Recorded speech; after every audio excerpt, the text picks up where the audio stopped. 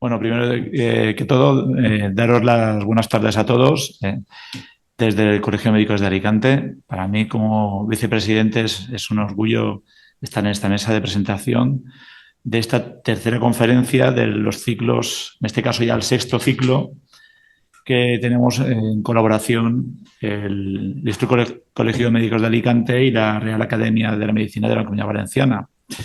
Es un convenio que, como comentamos, ya son seis ediciones, intentando plasmar las realidades concretas y las necesidades de formación que nos unen a ambas entidades e intentar mejorar la comunicación con los médicos.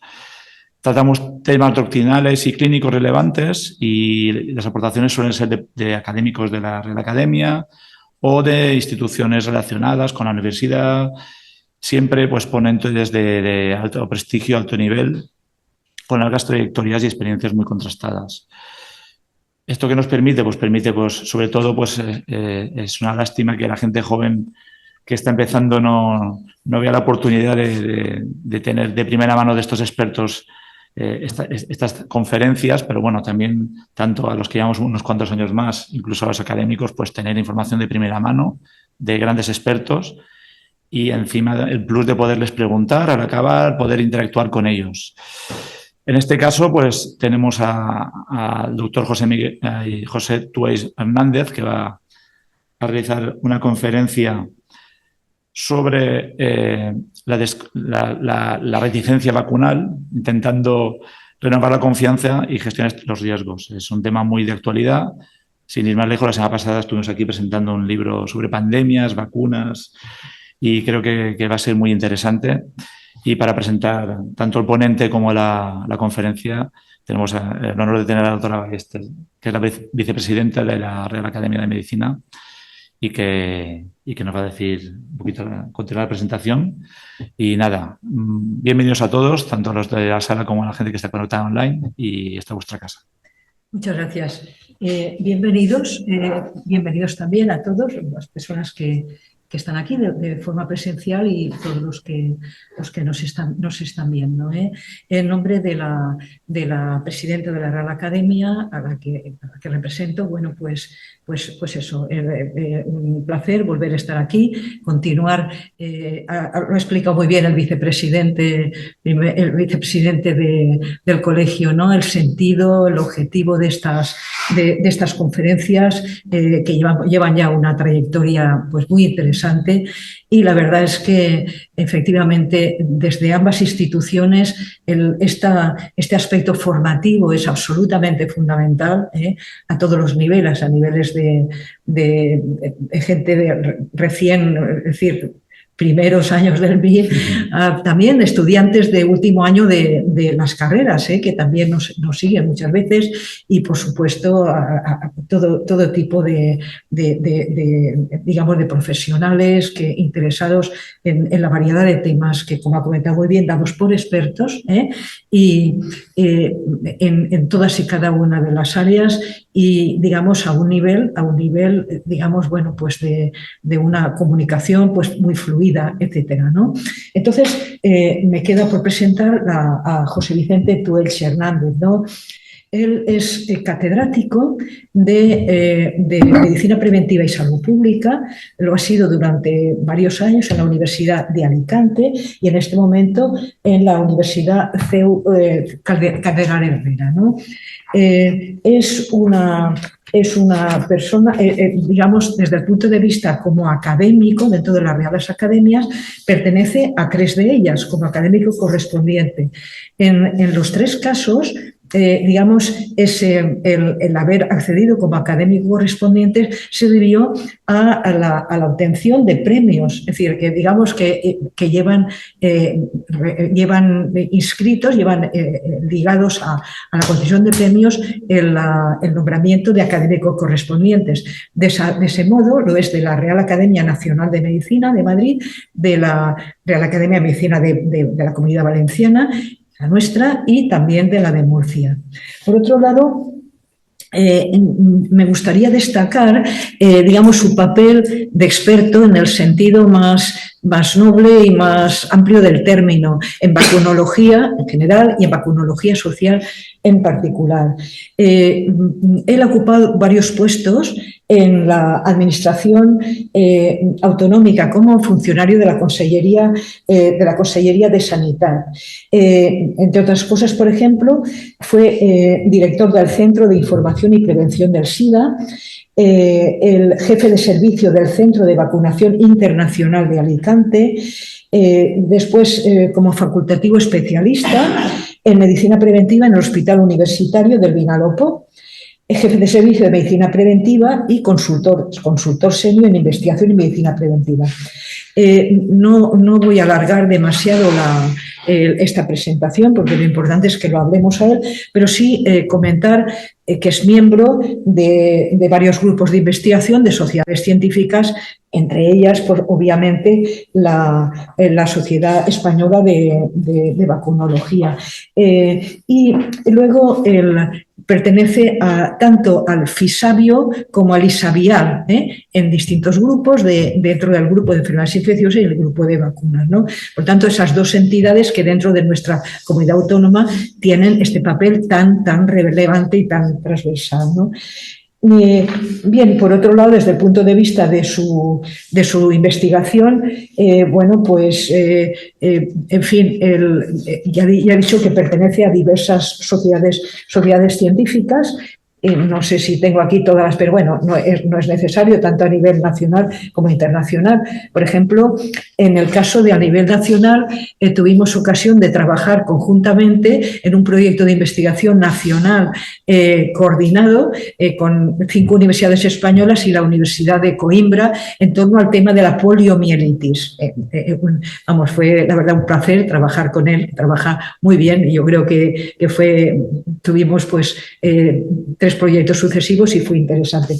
Pero en el caso de él, por otro lado, pues ha trabajado a nivel de grupos internacionales. Por ejemplo, el grupo de investigación, yo creo que es de la Universidad de Toulouse, que se llama Société Pouvoir Acteur.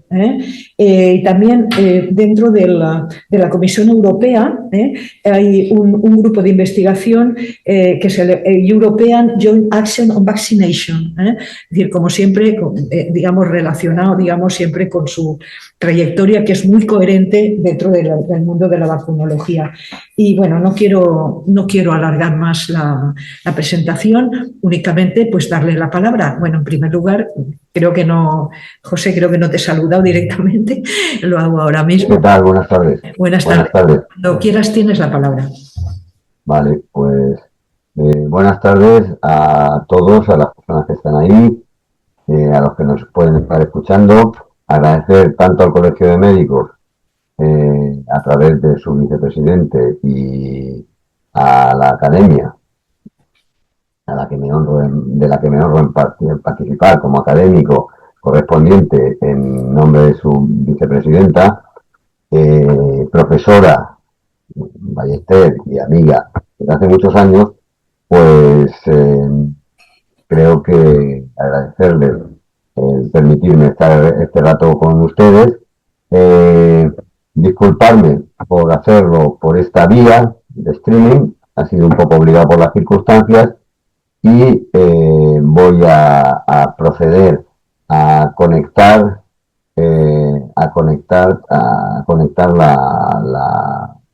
la presentación, a compartir la presentación con ustedes. Como bien ha dicho la profesora Ballester, pues soy académico desde hace muchos años y últimamente catedrático en la Universidad CEU Cardenal Herrera, y luego pues he pertenecido a distintos grupos de investigación, y teníamos una cátedra institucional que se llamaba Cátedra Balmi de Vacunología, que quizás podamos seguir continuando dentro de poco, no está claro todavía, pero quizás sea posible. Pero bueno, hemos venido a hablar de la reticencia vacunal, ¿no? Y la reticencia vacunal, empezaré diciendo que no es algo nuevo, que lleva muchos años gestándose, es algo muy, muy antiguo, y que no es ni un ellos contra nosotros, quien lo ve así no sabe de lo que está hablando, ni una guerra entre ciencias y creencias.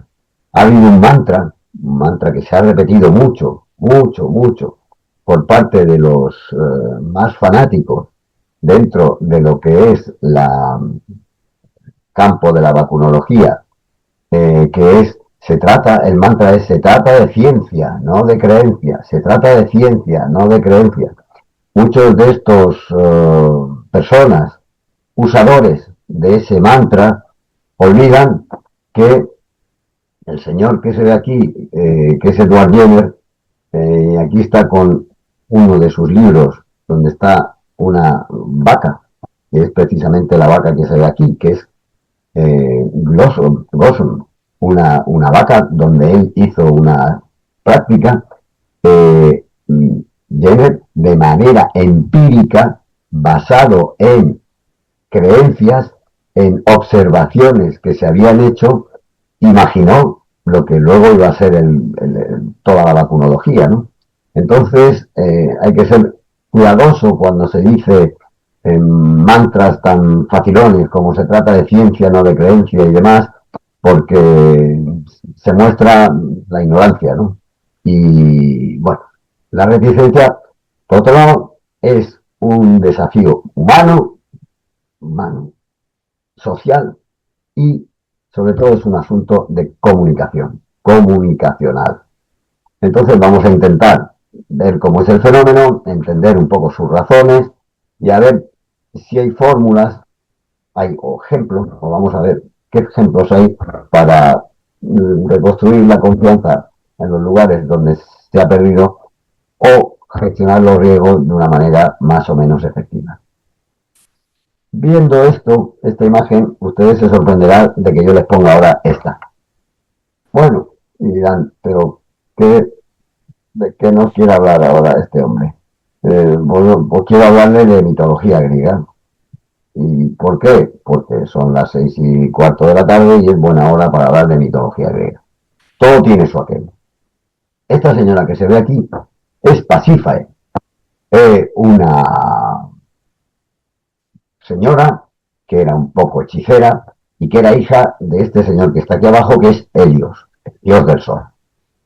Pasífae estaba casada con Minos de Creta. Minos de Creta, el rey de Creta. Que el rey de Creta, pues, bueno, era un rey que, en fin, que le gustaba, quería asegurarse el poder, y un día le hizo a Poseidón, este señor que hay aquí, le hizo una promesa, le dijo, con tal de que me mantengas rey, te haré una promesa. A la primera, el primer animal que me mandes, Poseidón era el rey de los mares, a través del mar, lo sacrificaré en tu honor y así me garantizo el ser rey. Bueno, Poseidón le dijo, vale, allá va. Y le mandó esta vaca que ven ustedes aquí, que era una vaca blanca, preciosa, una vaca muy chula. Entonces, y Poseidón esperaba que Minos sacrificase a la vaca. Entonces,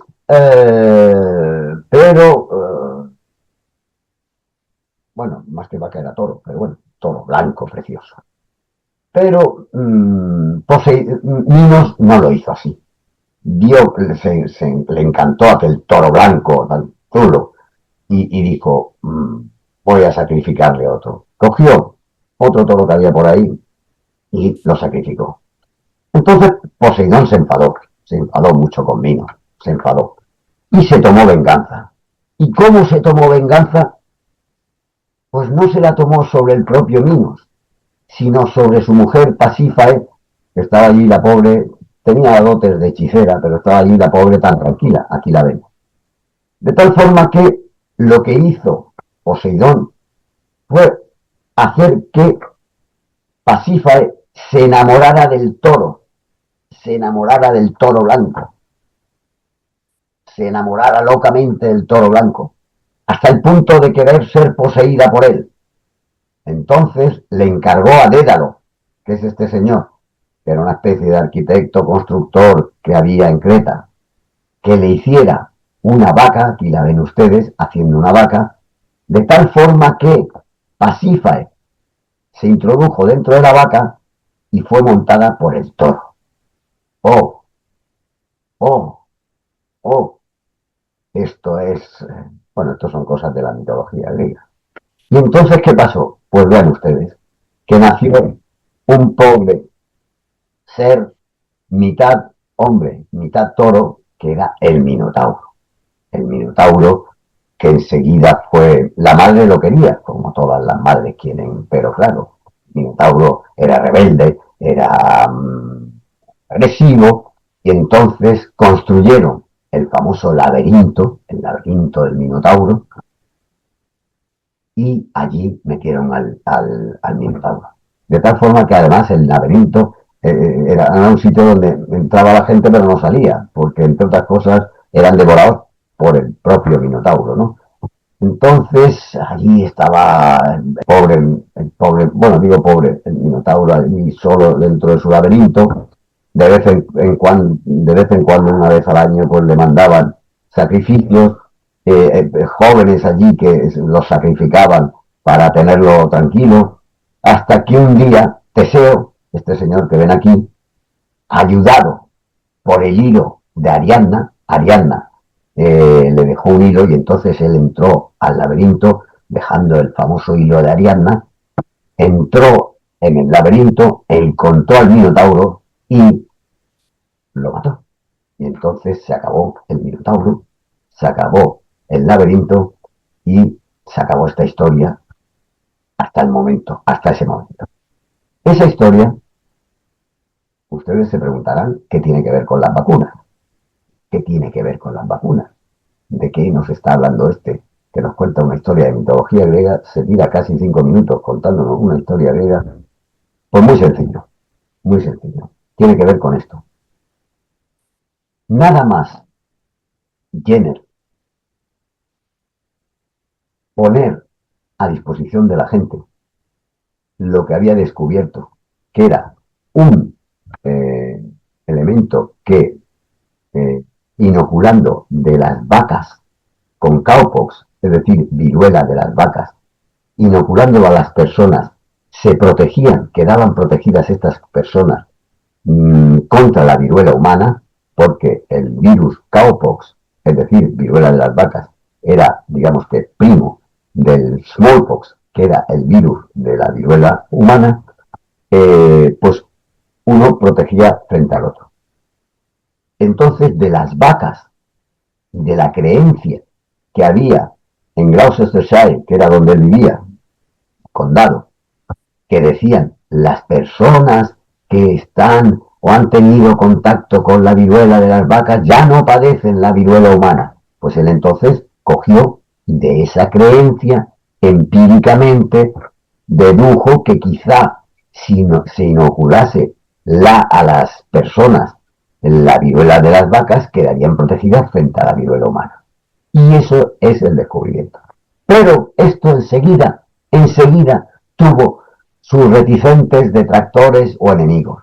Esto es un ejemplo de ellos. William Rowling, este señor, que dice, la inoculación de la viruela de las vacas no es segura. Y no es segura. Y fíjense ustedes las imágenes de las personas que son inoculadas como salen medio minotauras, ¿no? Miren ustedes cómo nacen los niños como pequeños toritos, ¿no? Esto se llamó la minotaurización o minotaurizazione, que decían los italianos, o la minotaurización que se dijo en España, y esto desde entonces se decía que era inducir en los humanos enfermedades de naturaleza bovina, es decir, que los humanos iban a parecerse a las vacas o tener enfermedades propias de las vacas. Fíjense ustedes que esto pasa viviendo Jenner, en el mismo momento que Jenner, es decir, enemigos y detractores hay desde el primer momento. Vean ustedes cómo la minotaurización, este es Benjamin Mosley, que es otro de los enemigos de la vacunación. Vean ustedes cómo se fomenta las imágenes. Aquí están las Jenner vacunando y están saliendo de las personas, ven ustedes aquí, vacas de los cuerpos de las personas minotaurizadas, por ejemplo. Aquí ven otro ejemplo, cómo se alimentan, las vacas se alimentan de esas personas, es decir, esto, e incluso esto es el George Cruikshank, que es un famoso dibujante de la época, por cierto, amigo y dibujante de algunos de los libros de Dickens, que escribe dedicado a la asociación generiana de la gente, de los que se dedican al cowpox, a trabajar, al cowpox. Y aquí vean cómo ponen al vacas como unas diosas que van, en fin, todo un panegírico hablando de que hay que tener sentido común, hay que fiarse en la verdad y en la religión y no dejarse llevar por los falsos dioses que quieren adorar a las vacas. Esto pasa en los mismos tiempos que vive con Jenner todavía vivo. Pues desde entonces ha habido de todo, movimientos contra la vacunación, movimientos de rechazo a la vacuna y actualmente se vive y se habla de la duda o reticencia a vacuna. Que hace unos 10 años la OMS definió como el retraso en la aceptación o el rechazo de vacunas a pesar de su disponibilidad. Es decir, tengo vacunas, pero tengo vacunas contra esto y lo otro, pero bueno, ya me la pondré. Bueno, en estos momentos no tengo. No es un fenómeno muy complejo. No es un rechazo de no porque no. Es un continuum. La gente no es igual para todas las vacunas, es para algunas más que para otras. Depende del tipo de personas, del lugar, de la propia vacuna. Y está influido por algunas circunstancias que son la confianza, si tengo o no confianza, ahora veremos en qué, la percepción del riesgo, es decir, esa enfermedad merece la pena estar asustado por ella o no, o el acceso, ahora veremos lo que es. Eh, Aunque ahora se habla de reticencia vacunal, esto desde los años 80 empezó a llamarse la aceptación de las vacunas. Primero se llamó aceptación, acceptance, después se llamó acceptability, aceptabilidad, después durante unos cuantos años se llamó willingness to, o sea, predisposición a vacunarse, y ahora se llama ya como más todo el mundo, todavía se sigue manteniendo el término de aceptabilidad, pero ahora se usa más la vaccine hesitancy, que en español nos ha dado por aceptar la palabra reticencia, aunque tenemos una magnífica palabra que traduce perfectamente lo que es hesitancy, que es hesitación, palabra que no usamos porque no queremos. Preferimos utilizar reticencia o duda en lugar de hesitación. En francés, por ejemplo, la palabra hésiter, que es dudar, se utiliza mucho. En España yo no he oído utilizar a la gente la palabra hesitación. Pero esto, ya digo que esta evolución viene de lejos. Miren ustedes, en el año 86 un seminario en París, al que tuve la suerte de asistir, ya había asistido el año anterior y me había formado con ellos, pero tuve la suerte de asistir en el año 86 a un seminario sobre la aceptabilidad de las vacunas del niño, ¿no? Y se definía la aceptabilidad como las opiniones y comportamientos de las distintas categorías o grupos de población respecto a las vacunas bien recomendadas o impuestas. Es decir, ¿qué opinaba la gente desde los distintos tipos o estratos sobre las vacunas? Y se decía que la aceptabilidad era una cualidad que hace a las vacunas atractivas, agradables, bienvenidas, deseables. Y se decía que la aceptabilidad se definía como la probabilidad de que una vacuna sea utilizada en una población definida. Es decir, ¿será aceptable esta vacuna o no lo será? Y se hablaba, ahora también, ahora lo verán ustedes, como respecto a la reticencia vacunal también se habla de esto, a un cálculo de la opción consciente, que es que las personas de pronto hacen un cálculo, cada persona hace el suyo de me interesa esta vacuna, me resulta interesante, agradable, protejo a mis hijos, protejo a mis personas mayores de casa, me protejo a mí mismo, protejo a la comunidad, hace un cálculo y eso es lo que hace aceptable o no una vacuna. Esto se decía, ya digo, en el año 86, es decir, el año que viene hará 40 años. Actualmente, ya actualmente, por lo que decíamos de ciencia versus creencias, ¿no? Hemos dicho que es una relación donde lo más importante es la confianza. Miren, el ébola, que hubo un interesante brote en el año 2019, fueron equipos internacionales con datos sólidos a vacunar. Pero la población local no confiaba en ellos. Entonces decidieron cambiar la relación y entonces incorporaron a líderes locales, a pescadores, maestras, jefes de barrio, con lo cual cambió absolutamente la relación. Y las personas y decidieron vacunarse. Creció la vacunación gracias a haber incorporado a personas de allí. ¿Había cambiado la evidencia? No. La vacuna funcionaba igual, pero sí que había cambiado el quién te hablaba de la vacuna, la relación de quién te la cuenta. Y esto pasó hace 5 o 6 años, en el 19 ya les digo. Y cómo he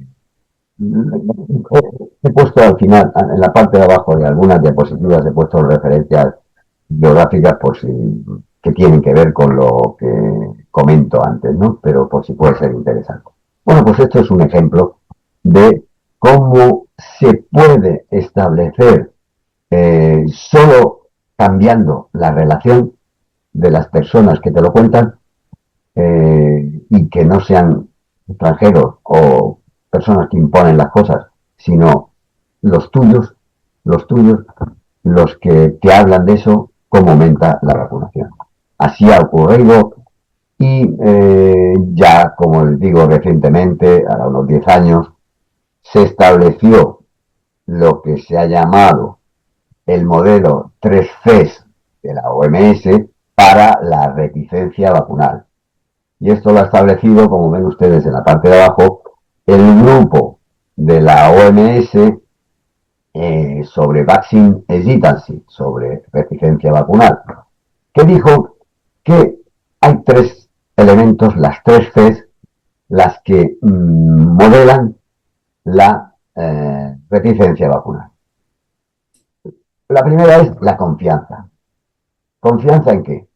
Pues en la seguridad de la vacuna, en la efectividad que tú percibes de la vacuna, en lo que tú en lo que tú confías en tus instituciones, tu gobierno, la industria, en lo que tú confías en los proveedores de atención médica y las políticas de vacunación, en definitiva, en la confianza en el sistema de salud. Es decir, por ejemplo, que hace un par de años tuve ocasión de hablar sobre lo que ha ocurrido en Ucrania, lamentablemente con la guerra, y es un país que, como ustedes saben, después de la guerra o a consecuencia de la guerra ha habido la mayor emigración masiva en Europa después de la Segunda Guerra Mundial. Más de 8 millones de personas ucranianas han salido de su país, pero Ucrania, hay por ahí una comunicación que hicimos que la llamé la tormenta perfecta, porque en Ucrania, por ejemplo, la gente no cree en las vacunas. No creen en las vacunas. ¿Por qué? Porque el Estado les ha engañado con las vacunas. Porque los sanitarios que llevan las vacunas han descubierto que que muchos estaban, en fin, corruptos y había problemas de corrupción. Entonces, esto ha hecho que los ucranianos no crean en sus instituciones, no crean en los proveedores de vacunas, no crean en las políticas de vacunación. Y entonces, pues no tienen confianza. Lo digo como un ejemplo que conozco, porque lo he estudiado, y es un ejemplo que viene muy bien porque todavía, en fin, como ustedes bien saben, seguimos con la guerra ucraniana. Otra C es la complacencia. Es decir, bueno, esta enfermedad pues, tampoco es prioritaria, tampoco es tan grave, tampoco tienes una baja percepción del riesgo de esa enfermedad. Bueno, tampoco es tan grave. Y luego está la conveniencia, es decir, uy, qué lejos está, uy, qué horario tiene, uy, qué... Claro, aquí estamos acostumbrados a tenerlo todo y tenerlo todo cerca, porque somos una sociedad rica y pues tenemos un centro de salud humano, siempre, y tenemos cierta facilidad para acceder a los servicios de vacunación.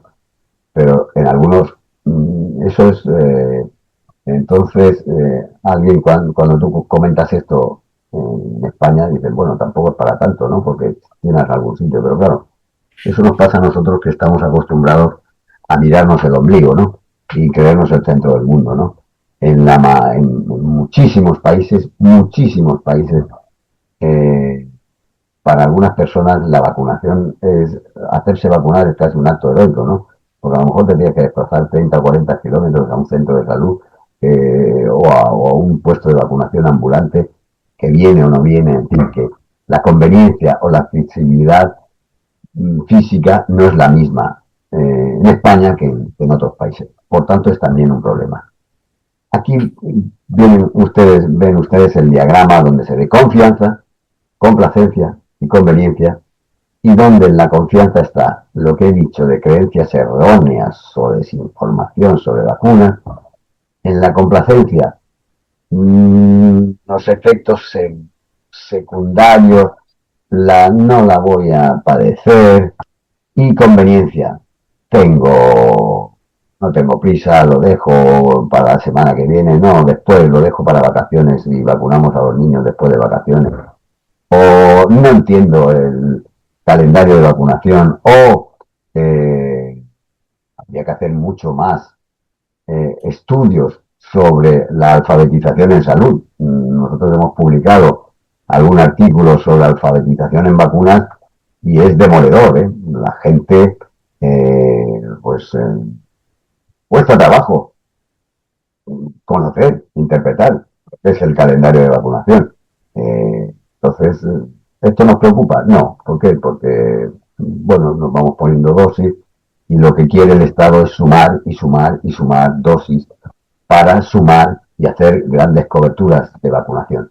Al Estado le interesa cubrir el porcentaje de coberturas vacunales alcanzadas y que sean por encima del 90%. Al Estado le da igual si la gente entiende o no entiende lo que se ha puesto, si entiende o no entiende lo que es una vacuna, si entiende o no entiende para qué se le ha puesto la vacuna, frente a qué enfermedad, qué consecuencias tiene esa enfermedad. ¿Por qué no le importa al Estado? Porque no le interesa esto en realidad, quiero decir, es salir en las estadísticas mundiales o de la OMS como uno de los países con más cobertura vacunal, y con eso lo hemos hecho todo, ¿no? Claro, al Estado le interesa sumar porcentajes de cobertura, pero no sumar aceptabilidad, sumar, eliminar reticencia vacunal. Yo preferiría que tuviéramos menos cobertura vacunal, que fuera del 85, pero que todo el mundo lo que hiciera y las vacunas que tiene puestas las tiene porque ha entendido lo que es esa vacuna y para qué sirve esa vacuna. Pero en fin, son opiniones particulares que estoy luego dispuesto a compartir o a discutir con cualquiera de ustedes.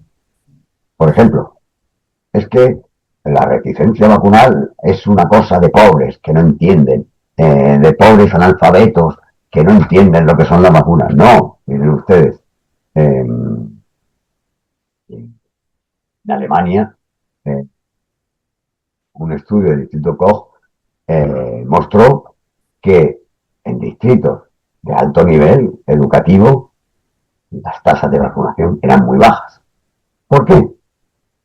Por desconfianza en las instituciones y preferencias por eso que se llama la salud natural.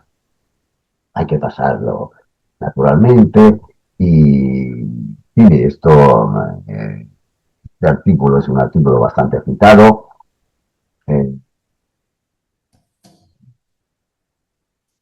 Y es muy importante porque dice que a más alta educación, más alta reticencia había en Alemania, y estoy hablando de hace nada. Es decir, que no se trata solo de una cosa de gente culta o no culta, leída, menos leída, más alfabeta, menos... No se trata solo de eso. Hay veces que de pronto pues surge una corriente de vamos a pasar las enfermedades de manera natural y quienes más siguen esa corriente son las personas que tienen el más alto nivel educativo. Modelo de las 13 que acabo de decir, pues miren, en Francia yo viví, en Francia, por ejemplo, en Francia las vacunas, fíjense, las vacunas contra la hepatitis B en Francia se hacían con suero extraído a pacientes que tenían hepatitis B. Eran vacunas plasmáticas. Estoy hablando de las primeras vacunas, allá por los años 80 y tantos. Y, bueno, pues esas vacunas se extraía de pacientes con hepatitis B de su plasma, eso se llaman vacunas plasmáticas. Se extraía suero y se hacían vacunas, las primeras vacunas contra la hepatitis B. Pero, ¿qué pasó? Gran sorpresa. Resulta que coincide la producción de esa vacuna con el nacimiento, la explosión de alguna manera del VIH. ¿Qué pasa? Que muchas personas incluso personas que tenían hepatitis B también, o la tenían por la hepatitis B por haber quizá la forma de contagiarse de hepatitis B por intercambio de jeringuillas, por haber intercambiado en jeringuillas con alguna persona, serían usuarios de drogas por vía parenteral que no solo habían adquirido la hepatitis B, sino el VIH. ¿Qué pasó entonces? Que hubo un gran escándalo en Francia de rechazo a la vacuna contra la hepatitis B, porque claro, era una vacuna que y se dejaron de fabricar y se prohibió que se fabricaran y hubo un rechazo total de las personas respecto a esa vacuna producido por esa mala prensa, con razón por no haber tenido los suficientes controles. Las vacunas contra hepatitis B, he de decir que ahora no se hacen con plasma de personas, sino se hacen de otra manera, mucho más sintética y son de otro tipo y son seguras, pero aquella huella de desconfianza todavía se percibe. Yo hablo con colegas franceses y siempre miran a la hepatitis B como una vacuna. En España, por ejemplo, complacencia. ¿Para qué nos vamos a vacunar de sarampión? Si ya no existe. ¿Para qué nos vamos a vacunar de sarampión? Y de pronto, como hace 2 años, por Andalucía aparecieron brotes de sarampión en el que se mezclaron pues si eso ya no existe, con personas que habían importado algún sarampión de fuera de España y entonces pues se producían casos de sarampión. ¿Por qué? Porque los niños no estaban vacunados. Pero si ya no existe, pero en fin, ya les digo que en España no hay casos de sarampión y que en un hospital, cuando hay ¿qué les digo yo? En un hospital, en La Vila, que la tengo ahí enfrente, la Vila, la Paquetiera, un caso de sarampión, van compañeros o pediatras o residentes de pediatría de todos los hospitales del contorno para ver lo que es un caso de sarampión, porque sé si es raro ahora, ¿no? Yo me acuerdo que en el año 87, Día Mundial de la Salud, 7 de abril, hicieron un pequeño recorte en el que yo decía, hay 500.000 de casos de sarampión cada año en España, ¿no? Ahora los casos son poquísimos. ¿Poquísimos como para no vacunarse? No. ¿Está o se puede eliminar el sarampión? Sí. ¿Se va a eliminar? No. ¿Por qué? Precisamente por la complacencia. Porque siempre estaremos no absolutamente vacunados y bueno, pues se pueden controlar los brotes, sí, se pueden controlar. ¿Se puede eliminar el sarampión? Difícil, está difícil. Y luego la conveniencia. Les he dicho, ahí tienen un ejemplo. Unas zonas rurales de México cambiaron el horario de las clínicas y aumentó brutalmente la vacunación. Es decir, ¿por qué? Porque pusieron el horario de acuerdo con cómo trabajaba la gente en las clínicas. Así de sencillo, ¿no? Es decir, que no en el campo, si te ponen la vacunación a las 12 de la mañana, pues no llevas a tu hijo a vacunar. Si te ponen la vacunación a las 6 de la tarde, que ya has venido de las faenas agrícolas, pues entonces vas y lo llevas a vacunar. Estos son ejemplos, ¿no? No solo está el ejemplo de las 3 Cs, sino que es confianza, complacencia y limitaciones, sino que se añadió 2 años, 3 años después, se añadieron 2 modelos más, dos Cs más. El cálculo racional, que recuerdan ustedes, el cálculo racional es lo que ya se decía, que lo puse en aquella diapositiva anterior, donde se veían a los niños, donde se decía el cálculo de la opción consciente, que es cuando tú calculas y dices, esto me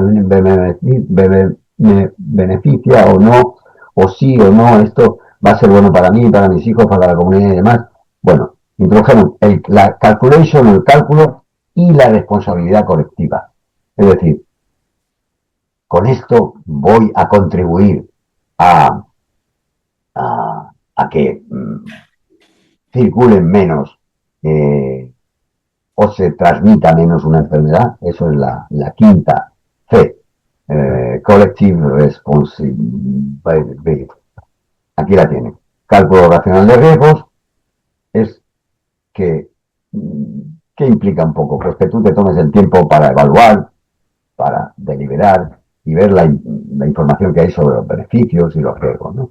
Y luego la responsabilidad colectiva, que es lo que les he dicho, la voluntad de proteger a otros mediante la vacunación. Un poco, esto se ha llamado también el altruismo, esto es algo que funciona y estos son factores psicológicos que se añadieron al modelo de las 3 Cs. Este modelo se añadieron a las 3 Cs, estos 2 Cs más, y yo creo que tiene que ver de responsabilidad colectiva con algo como acabo de decir que se ha llamado el altruismo. Aquí lo tienen entonces.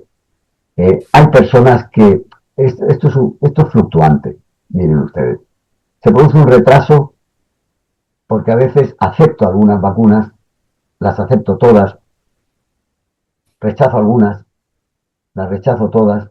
Esto es fluctuante. Esto no es una persona puede estar en un momento de su vida aquí, en otro momento de su vida aquí y en otro momento de su vida aquí. Va oscilando en un proceso, ¿no? no, la persona reticente puede además ser reticente a una vacuna u a otra, algún tipo de vacuna. No es negacionismo. Aquí en España te llaman antivacunas por cualquier cosa, ¿no? ¿Por qué? Porque hay unos popes, o en fin, influencers que dictan la norma y que hablan como si fueran el oráculo de Delfos, ¿no? Y dicen, se trata de ciencia, no de creencia. Hay que ponerse todas las vacunas, porque todas las... lo que usted quiera. Pero dígamelo y convénzame. Si no me convence y no me persuade, me está usted predicando en el desierto. Y no soy un negacionista, no soy un ignorante, pero usted explíquemelo bien. Entonces, por eso, cuando alguna persona con cierta formación es un poco reticente, entonces eres más enemigo todavía, que te conviertes en más enemigo todavía. No, simplemente todas estas cosas se pueden hablar, se pueden conocer, se pueden compartir y ahora vamos a ver las formas de limarlas algunas. Aquí tienen ustedes confianza, responsabilidad colectiva, limitaciones o constraints, cálculo y complacencia y confianza. Aquí lo tienen. Bien, ¿cómo desmontamos los mitos? ¿Cómo desmontamos los mitos? En primer lugar, miren, hay algunos factores que son los factores cognitivos. Es decir, las personas no calculan los riesgos como lo hace un epidemiólogo. Así, a las personas lo hace desde las entrañas, desde dentro, ¿no? Entonces, yo no... ¿Y qué me está contando este? Si a mi vecina le pasó esto. ¿O qué le está contando? ¿Qué me está diciendo este, por muy epidemiólogo, que el riesgo es tanto? Si le pasó a mi vecina, o a mi hija, o a mi sobrina. Es decir, entonces nuestro cerebro prioriza el riesgo de una forma inmediata y visible. Y digo sí o digo no de una forma... Por eso se le llaman elementos cognitivos. Y una cosa que funciona mucho es, si se nos queda grabada como un meme una historia negativa, por eso lo recordamos mucho más. O si a nuestro querido sobrino le pasó algo negativo, lo recordamos mucho más eso que 100.000 cosas más positivas que tenga la tal o cual vacuna, ¿no? Es decir, esos son los factores cognitivos. Ejemplos. Pues miren, hubo un vídeo que tuvo millones de visualizaciones en el año 21 y esa imagen, además tenía que ver con una vacuna contra la COVID precisamente, y para muchas personas esa imagen pesó más que las millones de dosis aplicadas sin incidentes, ¿no? Es decir, hay veces que eso se vuelve viral. El sesgo de disponibilidad, el verlo tan de cerca, ¿no? O hay algo que se llama también el sesgo de omisión, que es yo me voy a arriesgar. ¿Por qué? Porque no estoy seguro de si esa vacuna y entonces, pues, el efecto adverso de la vacuna me va a molestar un poco. Entonces, prefiero no vacunar a mi hija y que pase la enfermedad antes que vacunarse. Eso es lo que se llama arriesgarse al virus. Esto también se ha hecho, ¿no? Y es lo que se llama el sesgo de omisión. Esto va contra los factores cognitivos que se llaman, ¿no? Hay otros factores que son emocionales. El miedo se contagia, las narrativas antivacunas apelan a emociones directamente. Proteja a tus hijos, lleva cuidado, fíjate lo que ha pasado con el sistema de salud. Recuerden esto, el miedo es contagioso y las narrativas antivacunas son y saben tocar muy bien las emociones profundas. Y esas emociones profundas tienen que ver directamente con la protección de tus hijos, directamente con la autonomía, directamente con la injusticia. Fíjate lo que ha pasado, lo que ha ocurrido. Ejemplos. Pues en Italia eh, eh, hubo grupos que conectaban con testimonios de madres que estaban desinformadas, pero que estas historias conectaban emocionalmente, madres muy quejosas, e hicieron que de lo de proteger a mis hijos y tuvo un éxito tremendo, ¿no?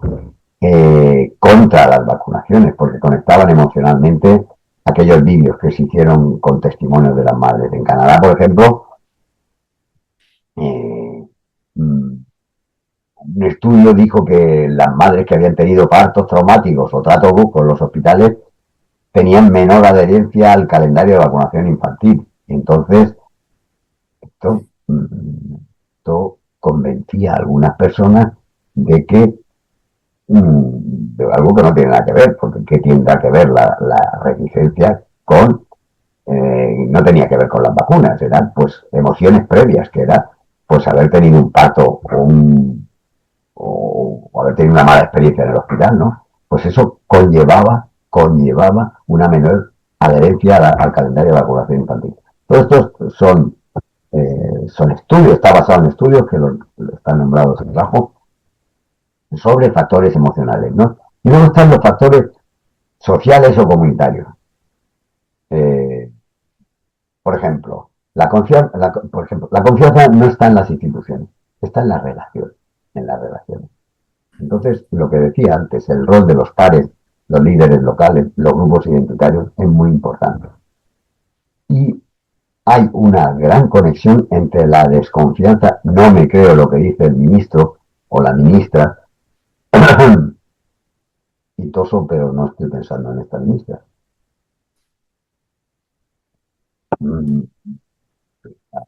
Estoy bien.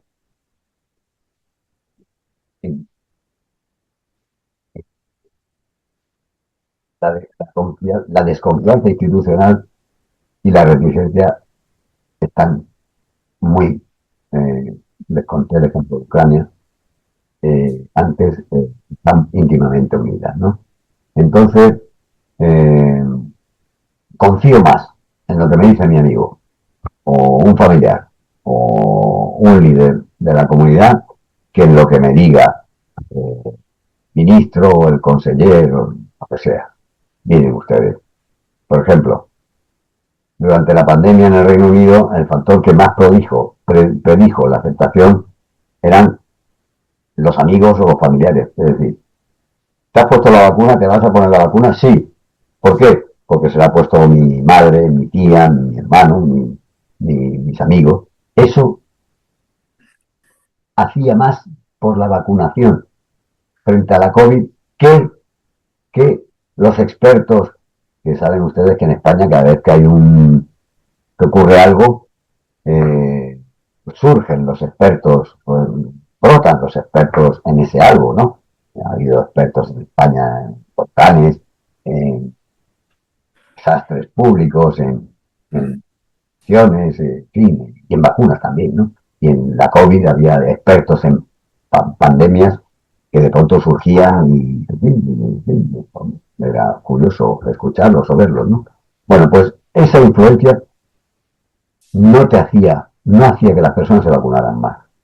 ¿Por qué? Porque hacía que se vacunaran más si te lo decía, si veías a tu amigo o a algún familiar o algún vecino que se había vacunado y decía, anda, pues mira.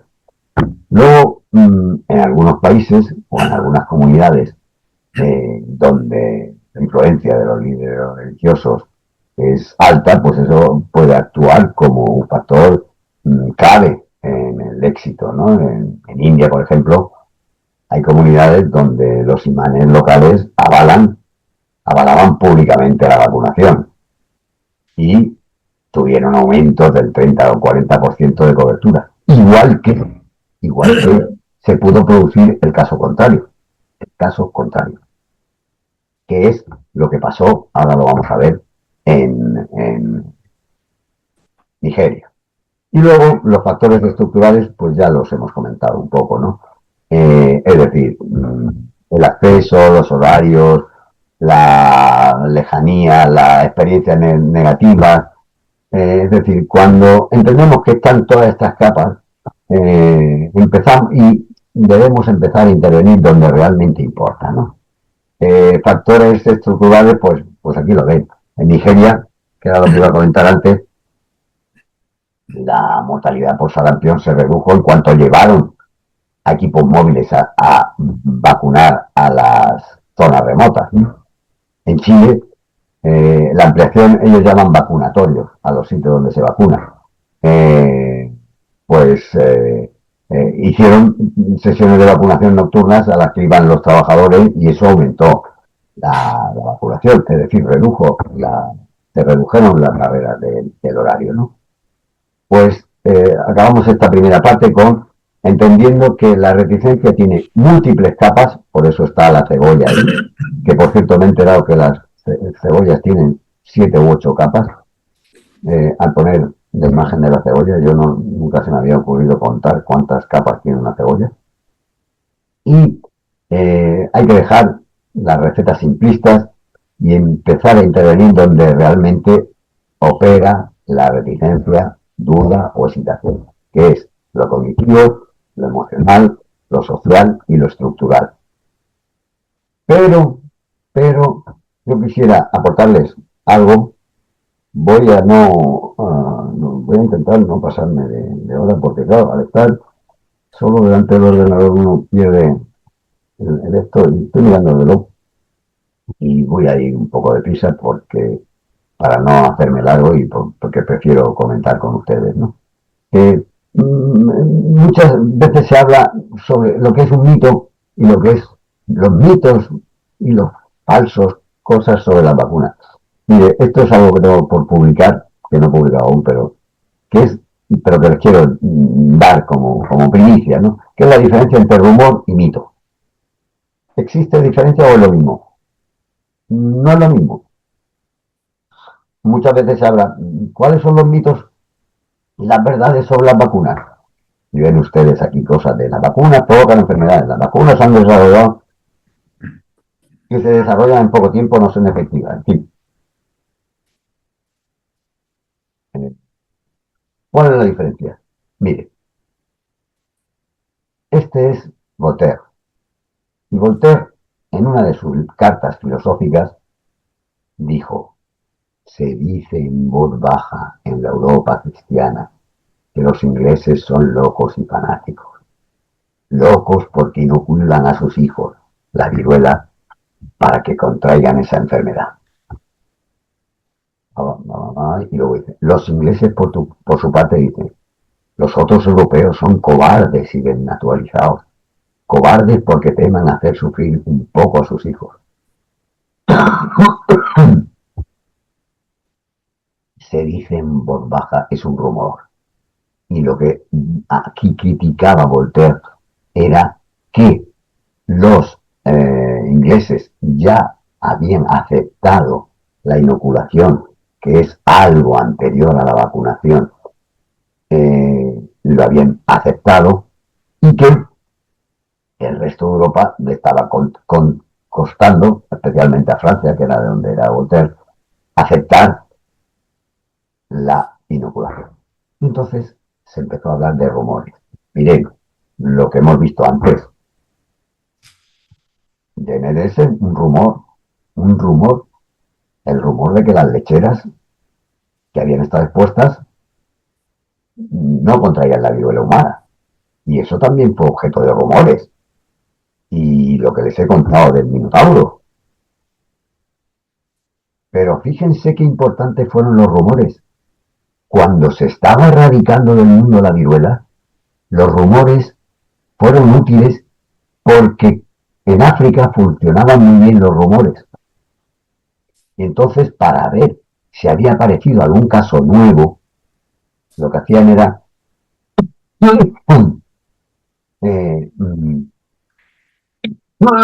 la OMS llevaba a investigar a las personas al sitio donde había surgido ese rumor y decía, si es viruela, no es viruela. Los rumores fueron útiles para eso. ¿Qué es un rumor?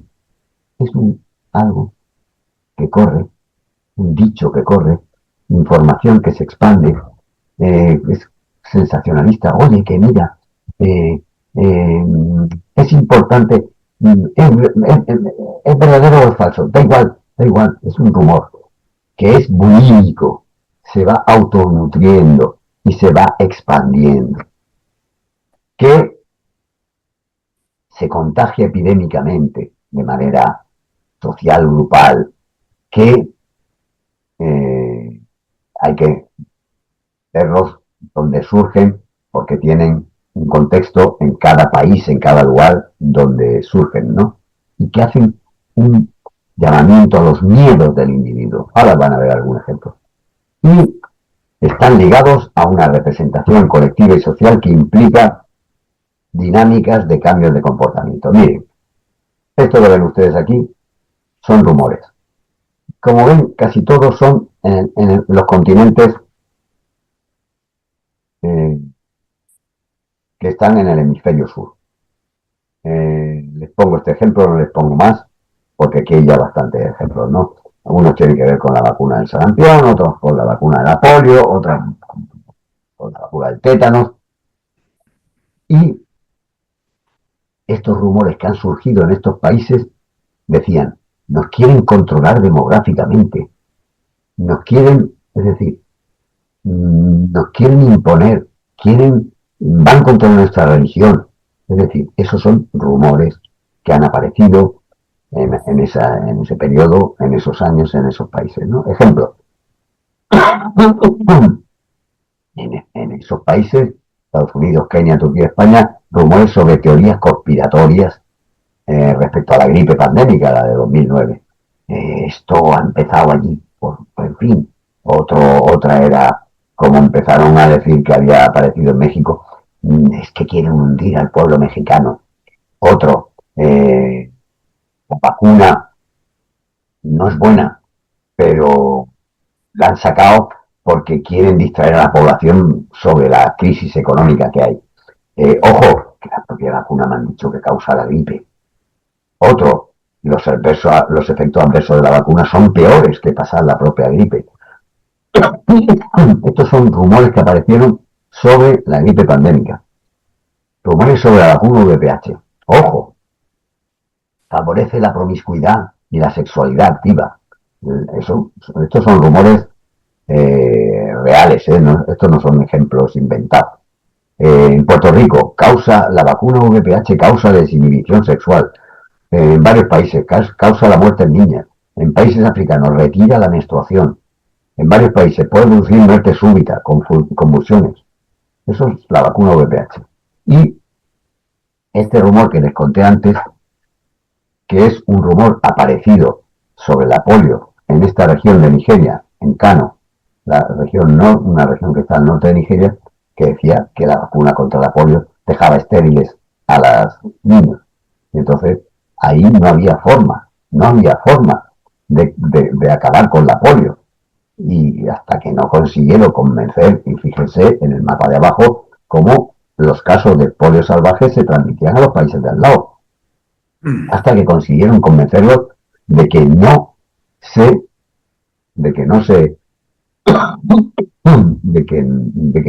se vacunaran, ¿no? Y luego otro rumor que hubo sobre el monkeypox, que era que las vacunas que estaba poniendo el ejército en una epidemia de monkeypox que hubo hace 7 años, y tuvo que salir hasta el presidente, sultán, diciendo que, queriendo asegurar a los padres, esto era por Nigeria y demás, que las vacunas eran buenas y que los militares que estaban poniendo las vacunas no se querían cargar a la gente, ¿no? Es decir, esto son rumores que tienen estas características. La información no es veraz, se difunde ampliamente, tiene una fuente incierta, se propaga de manera informal, se transmite boca a boca, proporciona información. Ha pasado una cosa y esto expresan y gratifican las necesidades emocionales de un colectivo. todas las mujeres van a quedarse, no van a poder ser madres, van a quedarse estériles. No hay prueba científica y origina resistencias. Y de pronto un día, esos rumores que estáis instalados, ¡bum!, desaparecen.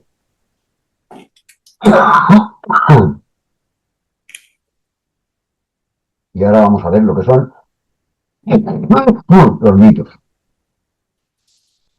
Esto es lo que se llama anillo de sinónimos. Lo digo porque los mitos, como ven ustedes, están aquí, son ideas o creencias falsas, pero también existen el término falsa creencia, misinformation, creencia equivocada, percepción errónea, en fin, todo eso son mitos. ¿Ha habido mitos famosos? Sí. Miren, en el año 91 hubo un programa de televisión importante que luego surgió un libro que dijo que la P de la DTP, es decir, la difteria pertussis, que es la tosferina, producía muerte súbita del lactante. Eso hay un programa de televisión, un libro, que lo ven ustedes aquí, A Shoot in the Dark, y esto fue un mito que estuvo muchos años, que es la vacuna contra la tosferina produce muerte súbita del lactante. Otro mito famoso es que estas vacunas tenían mercurio y que ese mercurio producía autismo. Y hubo 2 informes que lo avalaban. Aquí lo ven ustedes. Efecto autismo. Esto los padres lo agrandaron y lo expandieron. Otro, el de los franceses. Los franceses nunca acabaron con el mito de la hepatitis B. Ya les digo que la vacuna de la hepatitis B en Francia está muy mal vista. Ha habido casos y ha habido mucha polémica en Francia porque se ha dicho que la hepatitis B produce esclerosis en placas. Y bueno, es otro mito, pero que en Francia está muy afianzado, ¿no? Y luego, el mito más sonado dentro de lo que son los efectos adversos de las vacunas es el de la vacuna contra el sarampión, rubeola, parotiditis, causa autismo. Y esto se basa en el célebre artículo que ven ustedes aquí, retractado, de Wakefield, que decía que producía autismo esa vacuna, ¿no? Bien, entonces, ¿qué es un mito frente a lo que decíamos antes que era un rumor? Miren, mito es una creencia errónea de un supuesto efecto indeseable de una vacuna que genera ansiedad y que hace organizarse a la población y que tiene, al contrario que el rumor, un origen conocido y rastreable, en apariencia científico, y que se amplía por Internet, y que se conoce dónde ha nacido, ya ven ustedes los programas, los libros, los artículos científicos, es decir, es rastreable y tiene visos de realidad. Ese es el mito frente a lo que son rumores. Esto que ya digo que lo quiero publicar es la diferencia entre rumor y mito. No es lo mismo, no es lo mismo intentar ir contra los rumores que intentar ir contra los mitos. Además, unos se dan en un hemisferio y otro en otro. Además, unos generan miedo y otros generan ansiedad. Y además, unos se proyectan a través de los medios de comunicación o de Internet y otros mediante el boca a boca, ¿no? Bien, entramos en la última fase. Yo creo que me estoy pasando, ahora llevo una hora. Voy a intentar ser breve. Hay que reconstruir, esforzar la voz y estar un poco acatarrado. Me van a perdonar ustedes que de vez en cuando lleva un poquito porque se me seca la garganta y por eso toso. Entonces, la confianza se construye, no se impone. Es decir, hay que ser transparente, transparente, hay que contar los procesos, hay que contar, fortalecer la credibilidad. Mm, miren, podemos tener la mejor evidencia del mundo, pero si la persona que, que nos lo dice no es confiable, esa evidencia no sirve para nada. Es decir, no porque uno se autoimponga el yo sé, soy el que sabe, yo soy el que en el desierto dice que tenéis que creer. No. Así, imponiendo las cosas, es mal camino.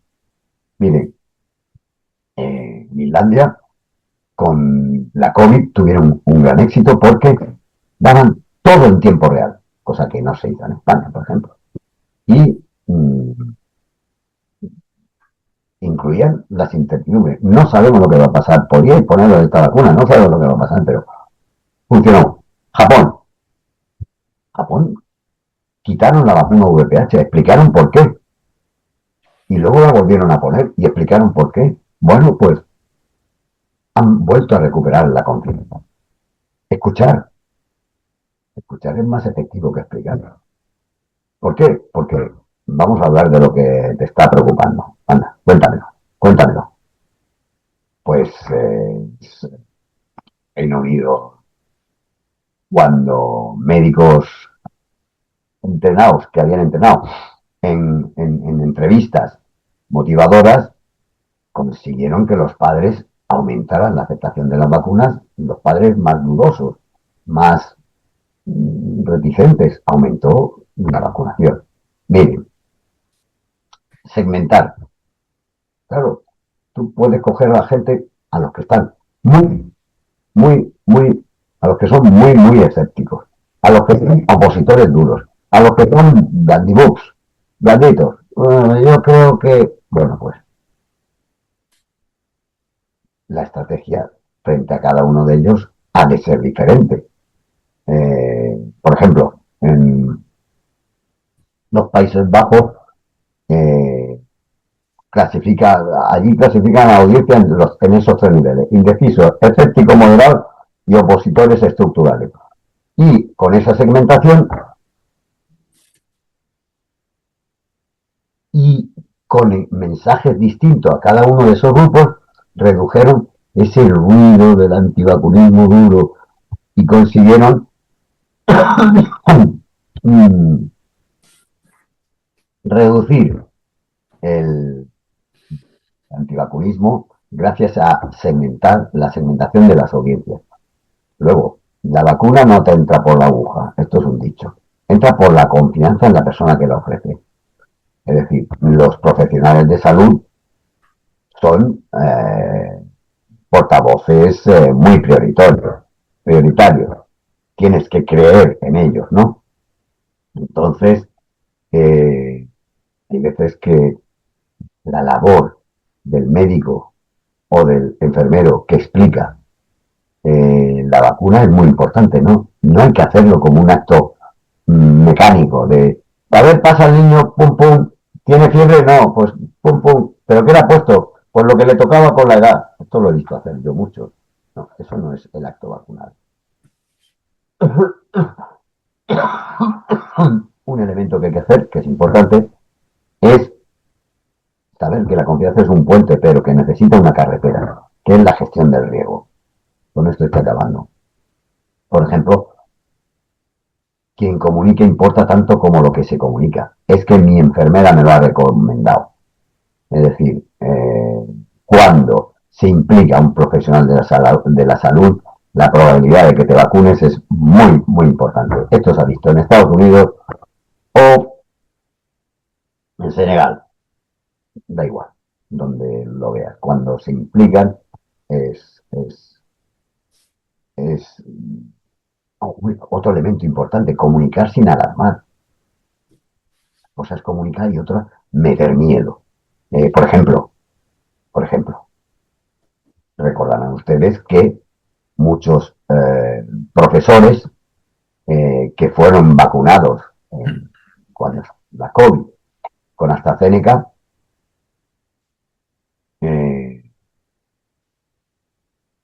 durante unos meses la AstraZeneca se suspendió.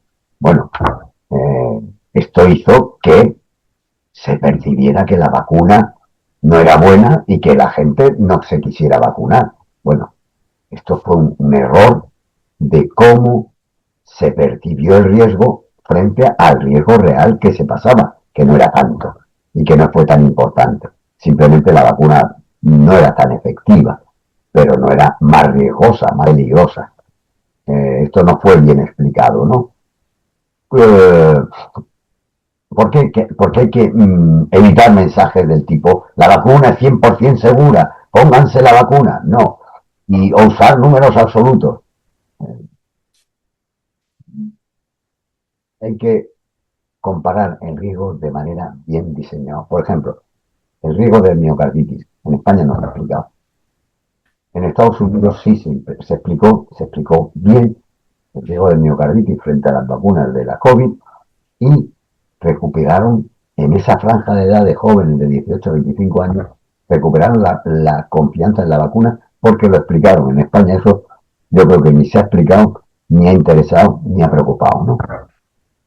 Luego hay que prepararse ante las crisis. Esto se hace, no. Se hace de maneras bien pensadas, no. ¿Qué quieren que les diga? Pero hubo un ejemplo, por ejemplo, un ejemplo de mala comunicación, una pérdida masiva de confianza en Filipinas cuando cayeron la vacunación por una vacuna con dengue por no explicarla bien. Pero no cayó solo, es el interés por vacunarse de esa vacuna, sino para todos, para un puñado de vacunas más, ¿no? Luego hay que enseñar a reconocer técnicas engañosas, es decir, preparar a la población antes de que llegue la desinformación. Es decir, gestionar el riesgo no es solo informar, es acompañar la incertidumbre. Por ejemplo, hay un proyecto de Google que se llama Jigsaw, que son vídeos muy cortos que te enseñan técnicas manipulativas. Y entonces el resultado es que las personas expuestas vieron que eran significativamente menos vulnerables a la desinformación posterior. Estos son proyectos que han resultado efectivos respecto a la vacunación, lo que se llama el pre-bunking. Bueno, y luego hay intervenciones y soluciones prácticas. Aquí ven ustedes ejemplos, ¿no? Portugal, lesión magnífica, cuando combinaron testimonios reales con datos breves. En Ruanda, cuando con un lenguaje empático aumentaron la asistencia en más del 20%. En Brasil, unidades móviles que aumentaron coberturas en favelas y barrios. Influencers comunitarios en Nueva York, o, en fin, cómo la comunicación empática de los padres reticentes subió un 18% en Canadá, ¿no? Bien, con esto acabo. La vacunación no es solo una estrategia, es un pacto social, un pacto basado en la confianza, en la transparencia, en la capacidad de gestionar colectivamente el riesgo. De construir la reticencia no significa señalar culpables, sino entender para acompañar. Y renovar la confianza no es un desafío técnico, sino profundamente humano. Si logramos fortalecer los vínculos entre ciencia, comunidad y comunicación, avanzaremos hacia una salud pública más resiliente y más justa. Fíjense, los portugueses alcanzaron una de las coberturas más altas del mundo cuando la vacunación fue tratada como un proyecto social compartido. Solo quería acabar con esta, no les voy a molestar más porque ya son 1 hora y 10 minutos. diciéndoles que, en mi opinión, la vacunología es esto. Hay una vacunología básica, son esas personas que están en los laboratorios buscando nuevas vacunas, intentando el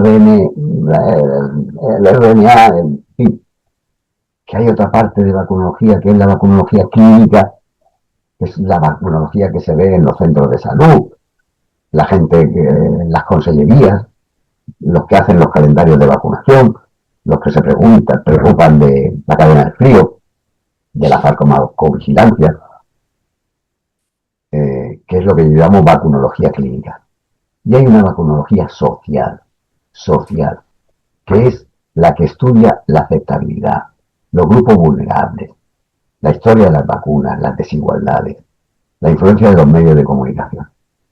Entonces nos centramos a veces en pedirle a los de la vacunología básica que nos traigan nuevas vacunas para nosotros aplicarlas, ver su efectividad, ver su seguridad y implantarlas en la gente.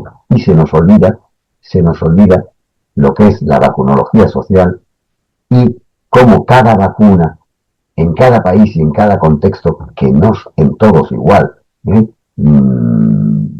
pero hay que explicarla y hay que explicarla de manera diferente según el país, según el grupo social y, en fin, todo lo que les he contado. Me callo porque yo creo que ya ha sido bastante el rato y si quieren hacer alguna pregunta estaré encantado de responder. Lo primero, muchísimas gracias por esta exposición súper interesante y el esfuerzo de realizarla con la tos y con la enfermedad. Vamos a pasar, ¿no?, a un turno de preguntas. Y sí. Sí. Bien, por mi parte, bueno, dar las gracias y además, en fin, en la situación que estás, pobre, en fin, pero bueno, que ha sido una intervención absolutamente, no sé, sobre todo la vista de la complejidad, ¿no? De la complejidad del tema, ¿no? Y bueno, pues el abordaje, pues absolutamente amplio del tema. Vamos a ver, se me olvidó antes de empezar, de dar las palabras, claro, a las personas que quieran intervenir, comentar que se me olvidó decir algo importante, y es que el doctor Tuells es el titular de la cátedra de vacunología Dr. Balmis, y por supuesto que la figura de Balmis en la vacunación es uno también de sus líneas de investigación más interesantes. Bueno, pues entonces damos la palabra, ¿no?, a las personas que quieran intervenir, algunos de los que están aquí. Y no sé si tenemos, claro. Yo mientras abrimos, ¿sí? Vamos a ver si... Eso es. Yo sí que tenía algunas preguntas y me gustaría mucho saber su opinión como experto y ver si nos podía dar un poquito de luz. La primera, yo creo que lo ha explicado muy bien, las causas de la reticencia, y lo que quería preguntar es la influencia que cree que ha tenido el desarrollo tan rápido de las vacunas con el COVID de ARN mensajero estos últimos años, sin tener normalmente pues la percepción de que ha pasado todos los procesos de validación de la vacuna. Y yo creo que la población general lo percibe como que hay un riesgo. Yo me gustaría saber su opinión sobre si esto es un mito o es un rumor o hay alguna base y qué tendríamos que hacer para intentar que... Porque claro, al final la percepción de la población general, siendo la gente que es lega, es que están inoculándonos partes genéticas en nuestro organismo. Y yo creo que esto, la percepción que tiene la gente, creo que no ha beneficiado precisamente a la complementación, ha empeorado y hay más reticencia. Me gustaría saber qué opina, si es eso, un mito, un rumor, no hay nada, tenemos que esperar. Es magnífica, su pregunta es magnífica. Mire, yo creo que con la vacuna de la COVID no se ha sabido, es un rumor bastante extendido, pero es un rumor. Le digo por qué. Porque no se sabe dónde ha salido. porque va de boca en boca y Eso. porque circula por ahí y un día cesará de pronto. ¿Por qué se ha producido? Por algo muy sencillo. No se ha explicado bien. No se ha explicado bien cómo, yo lo explico con 2 diapositivas a los alumnos cómo el proceso para que una vacuna se empiece a estudiar hoy y esté la vacuna disponible, el proceso normal son 12 a 15 años. 12 a 15 años.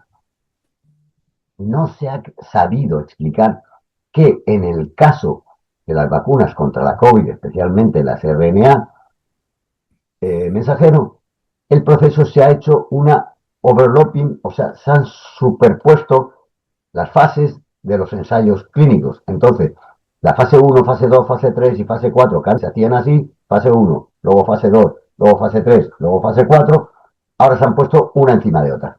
Con lo cual, en un año han conseguido hacer todas las fases a la vez. Pero es que además los efectos adversos fueron también estudiados en una Rolling Regulatory Review, que es decir, estaban revisando continuamente la posibilidad de efectos secundarios o no. Que aún así se les han escapado algunos, sí. Que aún así puede que haya habido algunos casos de miocarditis, es decir, pero se ha obtenido en un año. Si eso se explica y se explica bien, eso no existiría ese rumor. Pero es que un ítem más. La vacuna, probablemente ustedes y probablemente, o yo puedo hablar por mí mismo, han recibido 2, 3, 4 dosis de vacuna. Yo le pregunto a los alumnos y normalmente me dicen que 2 o 3. Ningún alumno me dice que ha recibido 5 dosis de vacunas, ¿no? Yo sé que ahora mismo se está recomendando, se sigue recomendando cada... yo les digo, ¿ustedes creen que puede decirse a la gente que se vacune contra la gripe y la COVID sin explicar cuántos casos de COVID se están dando ahora mismo? Perfecto.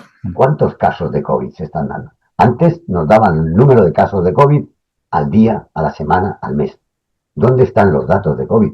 Yo le digo, no hace falta que me los diga. Dígame usted en qué página de la Consellería o del Ministerio encuentro los datos de COVID. Ah, pues sí. Oye, pues mira, hay mucho COVID. Me la pongo. Y entonces, ¿qué te hace pensar? Hombre, si uno es mal pensado, voy a hacer el malo, mal pensado. Dice, vamos a ver, ¿por qué Europa, la Unión Europea, esto lo he dicho en un congreso internacional en Viena hace 2 años, me quedé tan pancho, y lo digo aquí porque estoy entre compañeros y me quedo tan pancho también. Vamos a ver, la Unión Europea ha comprado dosis de vacunas contra la COVID para 7 generaciones de europeos. Es decir, ha comprado a la industria dosis de vacunas. Todos los ministerios de todos los países europeos han comprado vacunas. Claro, ¿qué hacen con esas vacunas? Si hay COVID, no las deberíamos de poner, pero que nos lo expliquen, nos digan cuántos casos de COVID hay. Si no hay COVID, ¿para qué no la ponemos? Entonces, voy a decir una maldad sin que se me tome como una maldad. Nadie dice que la presidenta, la señora Ursula von der Leyen, tiene marido. Se lo digo yo, tiene marido y 7 hijos. Casualmente el marido es CEO de casualmente una compañía que produce vacunas. Entonces, todo se queda en casa. Es que esa era una de las preguntas que tenía, que también que los grandes grupos farmacéuticos, que cómo la percepción de interés económico, cómo había influido también en la reticencia. Pues eso influye.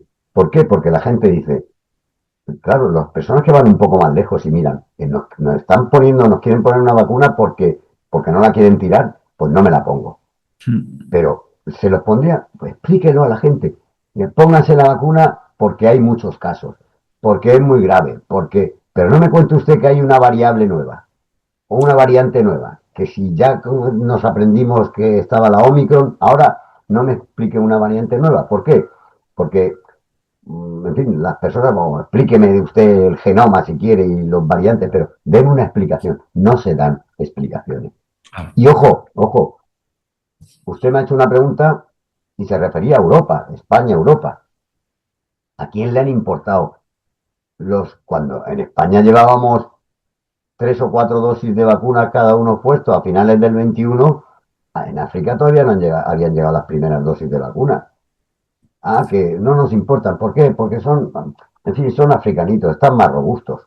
En fin, la equidad, la equidad ha fallado en la vacuna contra la COVID estrepitosamente. ¿Esto crea reticentes? Sí. Crea gente escéptica, gente que no percibe el peligro y no se le cuentan las cosas. Mire usted, las cosas, sí que estoy harto de decirlo, hay que contar las cosas de manera persuasiva y sin quedarse y guardarse y contar los pros y los contras de las cosas y los cuenta y la gente lo entiende perfectamente. Me callo para que me puedan hacer más preguntas si quieren. Pero gracias por la pregunta, me ha gustado mucho. Tenía ganas de decir lo de la von der Leyen. Muchas gracias por la contestación, por supuesto. Sí, vamos, por mi parte, bueno, yo tenía eso, la segunda pregunta, pero bueno, ya se ha sido perfectamente contestada, ¿no? Claro, ahí yo lo que estoy pensando es, digamos, bueno, digamos desde el punto de vista de cómo lo has expuesto, y lo has puesto muy bien, tanto las causas, todas las variables, como luego cómo debería ser la respuesta. En la realidad, digamos, aquí y ahora, esa escucha frente digamos, a una imposición. O sea, hay que claro, en la realidad de las campañas de vacunación hay tiempo para escuchar al que va a ser vacunado y para, no sé. Es decir, en otros sitios, pues lo que has comentado muy bien, los líderes de todo tipo, religiosos, digamos, de las distintas. Pero claro, por ejemplo, aquí y ahora, ¿no? En el mundo europeo, en el mundo español, ¿no? Digamos, esa forma que has comentado, que yo creo que es un cambio casi cualitativo de escuchar, de saber comunicar. Eso se hace tal y como está estructurada el sistema. ¿Hay tiempo para hacer eso? ¿Cómo lo ves? Yo creo que debe haber, o que vamos, la tendencia es a que en cada centro de salud, en cada hospital, haya una o dos personas, igual que hay un pediatra, pues haya un o una vacunóloga y que se haga vacunación personalizada. ¿Y qué es esto? Pues la consulta de vacunas. Pero no, la consulta de vacunas no es una enfermera que entras, te pone las 2 dosis que te tocan por el calendario y te vas. Y te dice, si fiebre, paracetamol. Es un decir, no estoy haciendo publicidad. No, te escucha. Y lo primero que te hace es lo siguiente. Te dice, ¿qué edad tienes? Y que, imagínense, algo tan sencillo como 3 personas de 40 años, uno pesa 140 kilos, otro pesa 80 y otro pesa 52. Pues, y uno fuma, el otro es hepatítico, el otro. Por el calendario vacunal, por la edad, no te puedes guiar. Pero sí tienes un instrumento que es la serología. Tú pides una serología, que la tienes al día siguiente, y tienes las vacunas, los anticuerpos frente a los que esa persona tiene anticuerpos o no. Entonces ya ahí descartas todas las enfermedades vacunables. Hay gente que se vacuna de hepatitis B 3 veces cuando ha pasado la hepatitis B, o de hepatitis A, me da igual, o de neumococo, me da igual, o de polio, o lo que sea. Esto lo puedes pedir y no es un examen caro. Entonces tienes la primera pista, que es qué necesita el paciente. Segundo, ¿qué hace con su vida el paciente? ¿Fuma? ¿Bebe? comen muchas lentejas. No estoy diciendo que las lentejas sean malas y sean una contraindicación para alguna vacuna, pero cada paciente va a necesitar. Recuerdo, estando una vez en la consulta de vacunas, que entró un señor con 75 años, 1,80, moreno, bien puesto, moreno de sol, vamos, bien puesto, y que me dijo, vengo a vacunarme contra la gripe. Y le dije yo, pues, ¿y usted qué hace a lo largo del día? Dice, yo me levanto por las mañanas a las 7 y me hago 10 kilómetros corriendo. Vuelvo y me hago 6 kilómetros en bicicleta. Y luego, después de comer, voy a nadar. No me acuerdo si iba a comer. Bueno, a nadar. Y digo, ¿usted fuma? No. ¿Padece algo? No. Y le dije, váyase usted y siga con la vida que está haciendo, que lo mejor que puede hacer es lo que está haciendo. Sin embargo, con la misma...